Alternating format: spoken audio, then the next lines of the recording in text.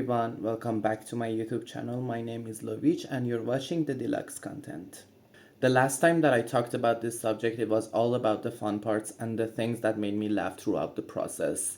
But today, I'm going to talk about the dark sides of finding a house as a Persian LGBT refugee in Turkey, the obstacles and the challenges I faced, and my overall emotional and physical state in that time. When you come to Turkey as a refugee, you will be given a name, or better to say, you will be marked with a tag, which unfortunately and unconditionally takes away a lot of your opportunities. And basically, it bites off a big chunk of your chance for being able to find a solution for your problems. And that word is nothing but foreigner, which in Turkish translates to yabancı.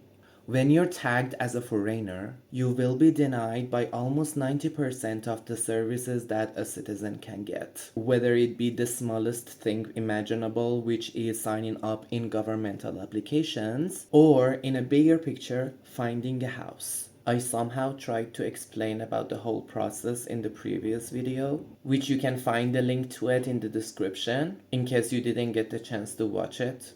But I will talk about the highlights briefly just to give you an idea of what we are dealing with here. The main source of pressure comes from the immigration office, which forces you to register your address as soon as possible. Like if I want to be specific, you have exactly 15 days to register your address the moment that you get your refugee ID from the immigration office. And I know some of you are thinking and saying this is such an easy thing to do, but I promise, it's not as easy as it sounds. Because the name that I told you about starts to affect everything from this point. And I'm going to give you a clear example of what I'm trying to say.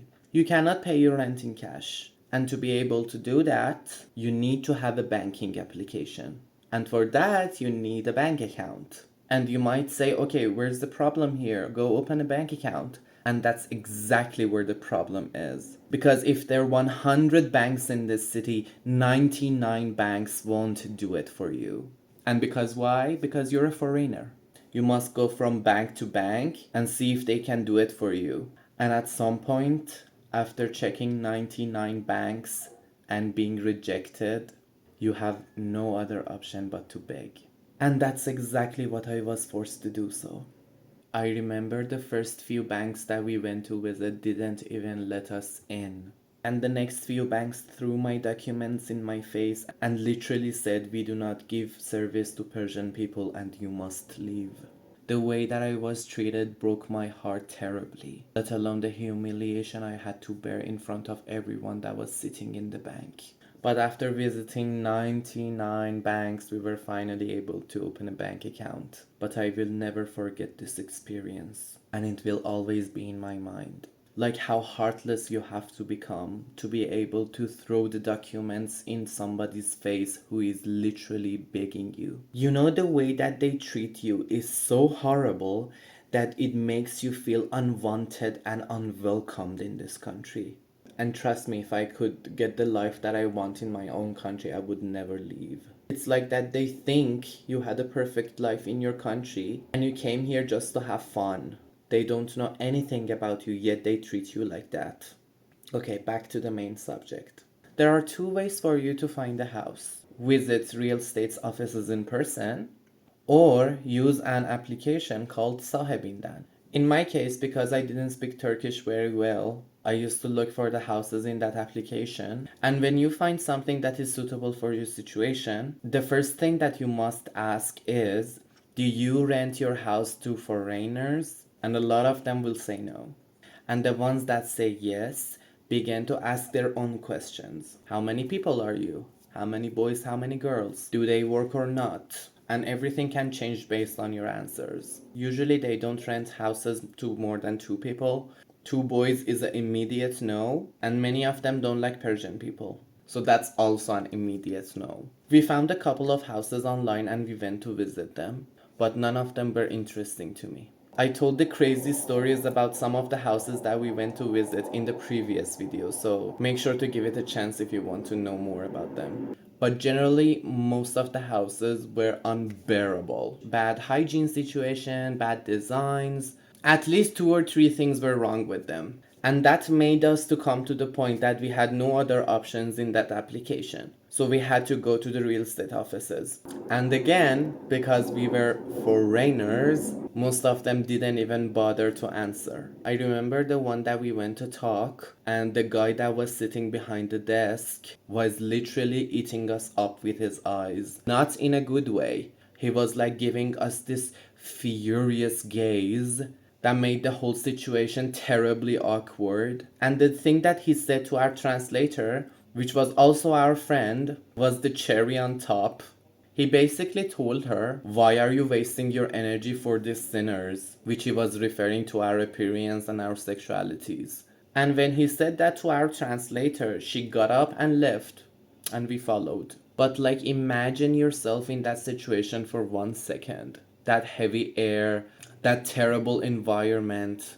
Everything is still bothering me to this very day when I remember them. And about the landlords. Some of them had impossible requests, like for us to have to pay 12 months of rent in prior just to be able to get the house. And some of them even had some shameful requests. Like when they saw I had my nails painted and my hair is long, they said they will let me rent the house if I agree to have sex with them once a week.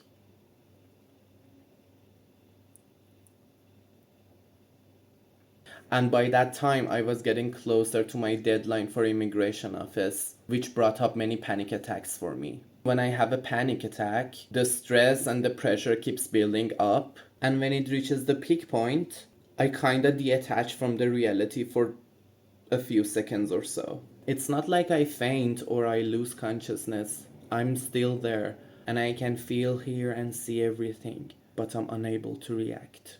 In the time of 3 weeks, when we were looking for a house, I had 7 panic attacks, which to this very day I'm still suffering from them. The last time that it happened, I had the left side of my body completely paralyzed and shaking. And after all this time, I still have pain in these 2 fingers. Fast forward, we found the house, but the major problem was the money. We did everything in our power to earn money as soon as possible, which for me and my partner, it was gardening, dishwashing, table waiting, moving furnitures, cleaning houses and apartments. And meanwhile, I was having panic attacks here and there. We had to stay with my friends for a few days. I wanted to pay for the water and the food, but kindly enough, they did not accept, although I know they're not in a better financial situation than us.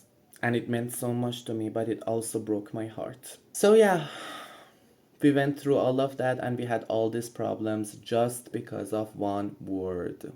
I'm so happy that we made it, but I will always remember this as a negative experience in my life. I will never forget the way that I was treated in the bank. I will never forget the way that the real estate agent behaved. And I will certainly never forget that I was asked by a possible landlord to have sex with him on a weekly basis just to be able to rent that house. Fortunately, this is the end of today's video, but don't let the fact that we are still suffering as Persian LGBT refugees in this country fade away. I hope that you liked the video, and please don't forget to like and subscribe. Write down in the comments if you had a similar experience to me, or send this video to someone who might have had a similar story. This is LeVitch. Thank you for watching, and see you next time.